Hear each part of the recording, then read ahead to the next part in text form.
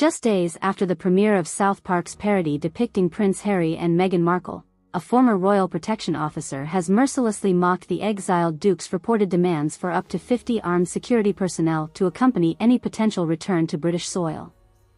Major Johnny Thompson, who served in the elite royalty and specialist protection command unit for over 2 decades, says Harry's ostensible quote of needing a whole battalion to safeguard his family from alleged threats is little more than a hysterical overreaction fueled by acute insecurity.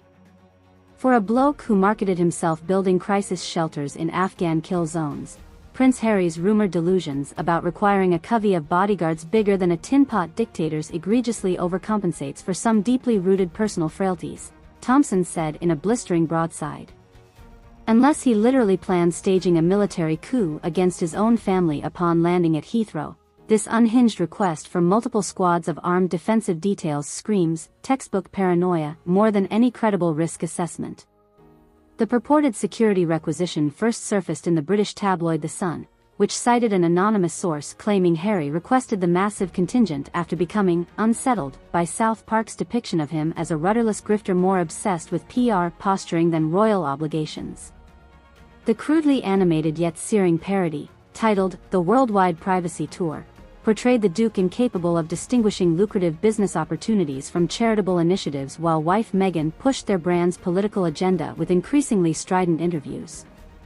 Listen, I get that watching allegorical swipes from pop philosophers in Colorado must cut deep for someone still nursing grudges against their alleged victimizers in London, Thompson said, referring to South Park creators Trey Parker and Matt Stone, both hailing from the Rocky Mountain state.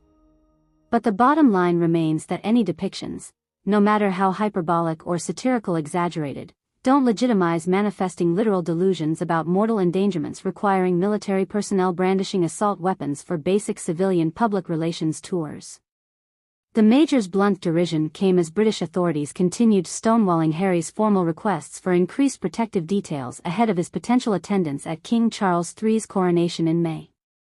In late 2022, the Duke filed suit against the Home Office after being stripped of taxpayer-funded security when abdicating official duties 3 years earlier. His legal claim contends the blanket denial of protection for himself and family members on visits to his native country exposed them to undue threats from bad actors eager to target royals for nefarious purposes.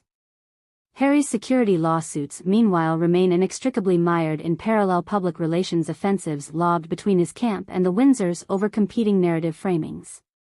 Whereas Buckingham Palace portrays his retreats from duty as abdicating royal comprehensions of public service, Team Sussex has sought positioning themselves as persevering through tangible safety menaces imposed by systemic prejudices entrenched within anachronistic aristocratic institutions.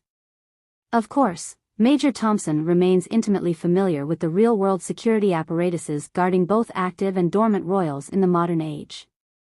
As a former deputy commander at Scotland Yard's elite RPO unit, he oversaw protection operations for Queen Elizabeth II and other senior House of Windsor figures for over 20 years while stationed at various royal residences. So when Thompson hears claims that Harry might require dozens of armed tactical commandos for perfunctory public events, let's just say he's extremely dubious about such escalations based on any conceivable actionable intelligence.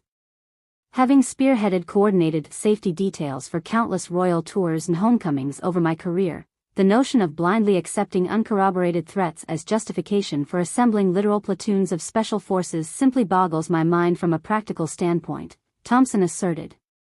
We're not talking extracting lads behind enemy lines under hostile fire here. So what precisely is the purported danger demanding such martial readiness for a garden party waltz with the in-laws? The retired RPO head also questioned whether ulterior motives beyond credible risk management might be influencing Harry's alleged security requests for a UK homecoming. In his estimation, the sheer numeral figures being thrown about hypothetically seem more performative than responsive to actual protective contingencies. Historically, we'd extend scaled coverage based on strategic analyses balancing unspecified menaces with the personal profiles and symbolic values of individuals involved, he explained of royal security doctrines. The working presumption usually erred toward diligent preparedness, not excessive hysteria manufacturing perceptions of crisis when none organically existed. So what feels hinky to me here is less about legitimate safety planning, and more Harry chumming publicity waters with astronomical stats tying into this persecution entertainment branding he and Meghan are selling, Thompson continued. By making it appear he needs a veritable occupying military to simply show his face at Granny's palace, it reinforces perpetual victimhood mantles embroidering every public syllable from their reality TV omnibuses. Indeed, the once revered prince who served the crown in Afghanistan now appears trapped valorizing cottage identity complexes reifying perpetual scandal cycles at the expense of national unity. His intermittent security spats with Whitehall and Buckingham Palace, whether concerning firearms certificates, passports or protective details, are increasingly perceived as less about procedural accountability than tabloid grist stoking his post-royal martyr brand.